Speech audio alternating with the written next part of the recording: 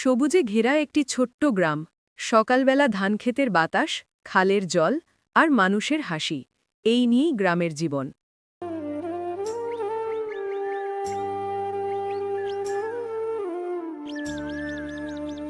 রাহুল, বই নিয়ে বসে থাকিস না, আয় হাল ধরা শিখ। ওকে বকো না, ছেলে স্বপ্ন দেখে বলেই তো আলাদা।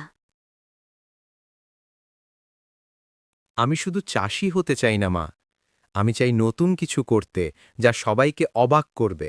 একদিন গ্রামের হাটে গেল রাহুল। ভিড়ের মাঝে এক অদ্ভুত দোকানদারের চোখে পড়ল তার।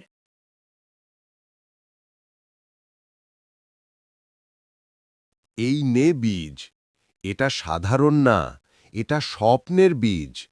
যত্ন নিলে বিস্ময় ঘটবে। কেমন বিশ্ব? বিশ্বাস রাখিস, এই বীজ তোর স্বপ্নকে আলোকিত করবে। বীজ হাতে পেয়ে রাহুলের চোখে ঝিলমিল করল কৌতূহল।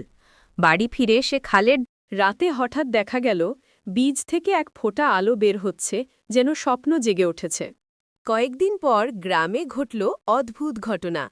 বীজ থেকে জন্ম নিল এক বিশাল সোনালি গাছ।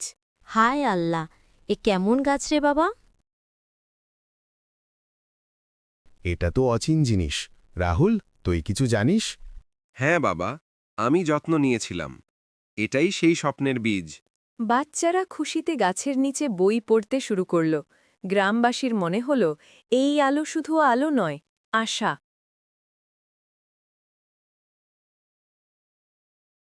এই গাছ তো আশ্চর্য, গ্রামের ভাগ্য পাল্টে দেবে।